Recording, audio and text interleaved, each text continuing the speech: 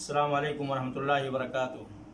الحمد للہ وکفا وسلام علی عبادہ الذین اصطفیٰ، اما بعد، فعن ابی سعید سعد بن سنان الخدری رضی اللہ عنہ ان رسول اللہ صلی اللہ علیہ وسلم قال لا ضرر ولا ضرار، حدیث حسن رواہ ابن ماجہ والدارقطنی وغیرہما مسندا، ورواه مالك في الموطأ مرسلا عن عمرو بن يحيى عن أبيه عن النبي صلى الله عليه وسلم فأسقط أبا سعيد وله طرق يقوي بعضها بعضا۔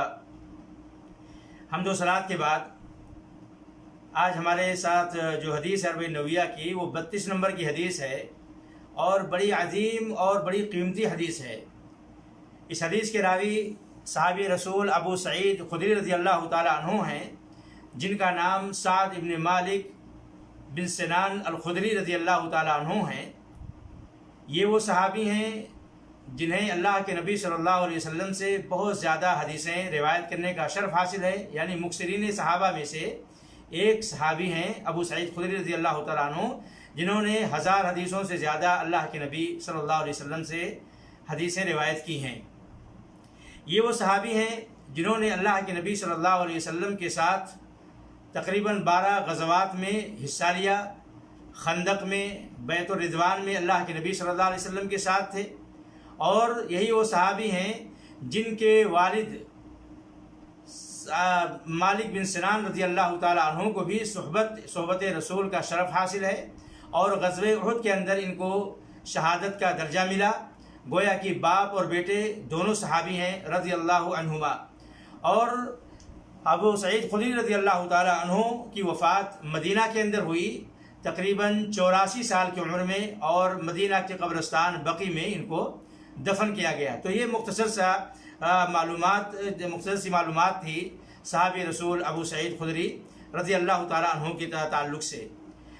روایت کرتے ہیں کہ اللہ کے نبی صلی اللہ علیہ وسلم نے ارشاد فرمایا کہ لا ضرر ولا ضرار، نہ نقصان کسی کو دینا ہے اور نہ ہی نقصان خود اپنے آپ کو دینا ہے، یعنی نہ نقصان کسی کو دینا ہے نہ نقصان اٹھانا ہے۔ دونوں طرح کے ضرر اور نقصان کو اسلام نے حرام قرار دیا ہے۔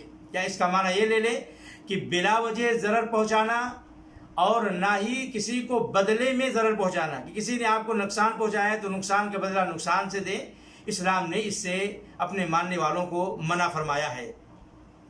میرے بھائیوں، یہ بڑی عظیم حدیث ہے جو 2 جملوں پر مشتمل ہے، لا ضرر ولا ضرار، لیکن اس نے ایک ایسا فقہی عظیم قاعدہ مرتب کیا ہے، اس پر ایک قاعدے کی بنیاد ہے کہ اسلام کے اندر کوئی بھی نقصان ہو، چھوٹا نقصان ہو، بڑا نقصان ہو، زبان کے ذریعے سے نقصان ہو، ہاتھ کے ذریعے سے نقصان ہو، مالی نقصان ہو، جانی نقصان ہو، عزت و آبرو کا نقصان ہو، ہر نقصان اسلام میں حرام ہے۔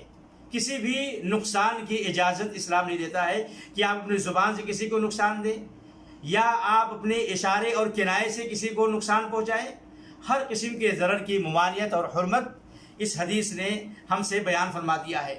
اسی طریقے سے کہ کوئی آدمی اگر آپ کو ضرر پہنچا رہا ہے، نقصان پہنچا رہا ہے، تو آپ اس ضرر کا بدلہ خود نہ لیں، بلکہ اس نقصان کے تعلق سے حاکم وقت کے پاس، قاضی کے پاس، یا جو ذمہ دار ہیں وہاں پر شکایت کریں، تاکہ بلوا نہ ہو۔ ہر آدمی ہر معاملے کی ذمہ داری اپنے اوپر لے کر اور جہاں چاہے اس کا فیصلہ کر دے، اسلام اس کی اجازت نہیں دیتا ہے۔ اسی طریقے سے میرے بھائیوں، لا ضرر ولا ضرار، اس کے بہت سارے معنی علماء نے بتلائے ہیں۔ ابن عثیمین رحمۃ اللہ علیہ کہتے ہیں کہ ضرر کہتے ہیں کہ بلا ارادے کے کسی کو نقصان پہنچانا، اور ضرار کہتے ہیں کہ قصد اور ارادے سے جان بوجھ کر کسی کو نقصان پہنچانا۔ اور اسلام نے دونوں طرح کے نقصان کسی کو پہنچانے کی ممانعت کی ہے، منع کیا ہے، اور کہتے ہیں کہ ضرار جو جان بوجھ کر نقصان پہنچانا ہے یہ زیادہ خطرناک ہے، یہ زیادہ ڈینجر ہے۔ اور دوسرا معنی جو ابھی میں نے بتایا کہ لا ضرر ولا ضرار، نہ کسی کو نقصان پہنچانا ہے نہ اپنے آپ کو نقصان پہنچانا ہے۔ اب سوال یہ پیدا ہوتا ہے کہ انسان اپنے آپ کو نقصان کیسے پہنچا سکتا ہے؟ تو اس کے بہت سارے ذرائع ہیں۔ اسلام نے منع کیا ہے کہ ایک انسان، ایک مسلمان اپنے آپ کو ہلاکت کی جگہ پر، ڈینجر جگہ پر اپنے آپ کو لے جائے، ایسی چیزوں سے اسلام نے منع فرمایا ہے. جیسا کہ اللہ قرآن میں فرماتا ہے یا ایھا الذین آمنوا ولا تلقوا بأیدیکم الی التہلکہ ولا تقتلوا انفسکم، اپنے آپ کو قتل نہ کرو. ولا تلقوا بأیدیکم الی التہلکہ، اپنے آپ کو ہلاکت میں نہ ڈالو، بربادی میں نہ ڈالو، اپنے آپ کو نقصان نہ پہنچاؤ. تو ہر وہ چیز جو انسان کو کھانے سے پینے سے نقصان پہنچائے، صحت کے لیے یا اس کے جان کو خطرہ ہو، اسلام نے اس سے منع کیا ہے اور وہ اسلام میں حرام ہے. اور دوسری چیز کہ انسان گناہ کا ارتکاب کرے، ظاہر سی بات ہے گناہ جو بھی کرے گا خمیازہ اسی کو بھگتنا پڑے گا، سزائیں اسی کو ملیں گی، تو گویا کہ وہ اپنے آپ کو نقصان پہنچا رہا ہے. تو ان دونوں طریقے سے اسلام نے منع فرمایا ہے. ایسے میرے بھائیوں، دوسروں کو نقصان پہنچانے کی بھی اس حدیث کے اندر ممانعت کی گئی ہے کہ آپ کسی کو نقصان نہ پہنچائیں، چاہے وہ اپنی زبان سے ہو، گالی گلوچ ہو، غیبت اور چغلی ہو، تہمت اور الزام تراشی ہو، یا کسی کو اشارے اور کنائے میں تکلیف پہنچانا ہو، اپنے افعال سے، اخلاق سے، کردار سے، بیوہار سے کسی کو نقصان پہنچانا ہو، یہاں تک کہ اس کے اندر وہ ساری باتیں داخل ہیں. اہل علم نے ذکر کیا ہے کہ اگر آپ اپنے پڑوسی کو نقصان پہنچا رہے ہیں، آپ کی ملکیت ہے، آپ کی زمین ہے، لیکن آپ اپنی زمین میں، اپنی ملکیت میں کوئی ایسا کام کر رہے ہیں جس سے آپ کا پڑوسی نقصان اٹھا رہا ہے، تو یہ اسلام میں حرام ہے، گرچہ وہ آپ کی زمین ہو. اس سے بہت سارے کہتے ہیں کہ بھائی میری زمین ہے، میں اس میں اپنے چھت کو اتنا بڑھا دوں گا، میں اپنی زمین میں نالی نکال رہا ہوں، جبکہ پڑوسی کے دروازے کے سامنے ایک گندی نالی بہہ رہی ہے. یا اسی طریقے سے لوگوں کی گزرگاہ میں راستہ گزرنے کی جگہ ہے، بازار لگانے کی جگہ ہے، بیٹھنے کی جگہ ہے، وہاں پر ہم نالی کھول دیں، نکال دیں، یا وہاں پر کوڑا پھینکیں، یا کوئی اور گندگی پھیلائیں. ان تمام چیزوں سے اسلام نے منع فرمایا اس حدیث کی روشنی میں. لا ضرر، کسی کو نقصان نہیں پہنچانا ہے. اسی طریقے سے اگر آپ کی دیوار ہے اور آپ کی دیوار میں کھوٹی گاڑنے سے یا روشن دان کھولنے سے پڑوسی کو تکلیف پہنچ رہی ہے، تو یہ اسلام نے منع فرمایا ہے، یہ کام آپ نہیں کر سکتے ہیں. اسی طریقے سے اس میں وہ بھی چیز داخل ہے کہ کوئی صاحب مال اپنے کسی وارث سے نقصان تکلیف ہے، اس کو کوئی رنجش ہے، کوئی عداوت ہے، تو اپنے دوسرے وارث کے لیے وصیت زیادہ کر دے، اس کو محروم کر دے. یہ بھی ضرر اسلام میں جائز نہیں ہے. گویا کہ اسلام میں ضرر کی جتنی بھی قسمیں ہیں، جیسے کوئی بیوی اپنے شوہر سے طلاق لینا چاہتی ہے، تو بے جا وہ ادھر ادھر کو اس کو تکلیف پہنچا رہی ہے، بے جا اس کو نقصان پہنچا رہی ہے کہ اسے طلاق دے دے. یا شوہر اپنے بیوی کو پریشان بھیجا کرے کہ وہ اس سے خلا لے لے.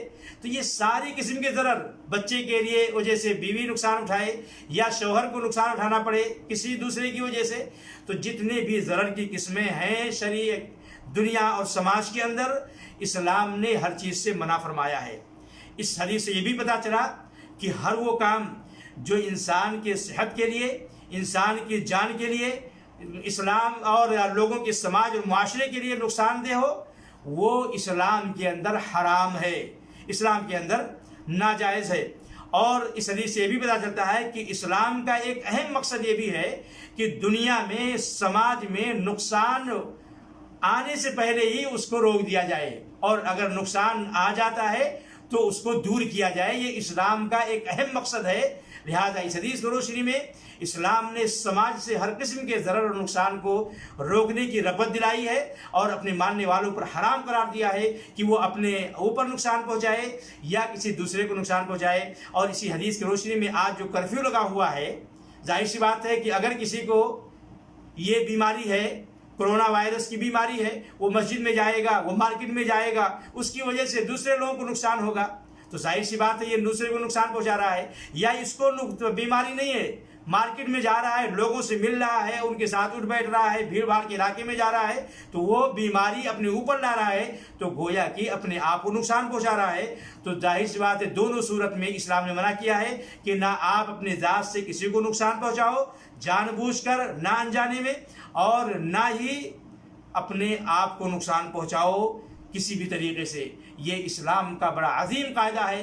اگر اس نبوی نسخے پر انسان عمل کر لے جاوے تو سماج اور معاشرہ سعادت اور خوش نصیبی کی زندگی گزارے گا، اور سماج کے اندر میل محبت کو پروان ملے گا، اور اس کے اندر میل اور محبت، الفت اور ہمدردی، بھائی چارگی کا راج ہوگا، اور لوگوں کے دلوں سے نفرتیں ختم ہو جائیں گی، لوگ ایک دوسرے کے ہمدرد بن جائیں گے۔ اللہ سے دعا ہے کہ اللہ ہمیں اس عظیم حدیث پر، جو جملے کے اعتبار سے، سائز کے اعتبار سے بڑی چھوٹی ہے لیکن معنی کے اعتبار سے بڑی عظیم ہے، اس حدیث پر عمل کرنے کی توفیق عطا فرمائے۔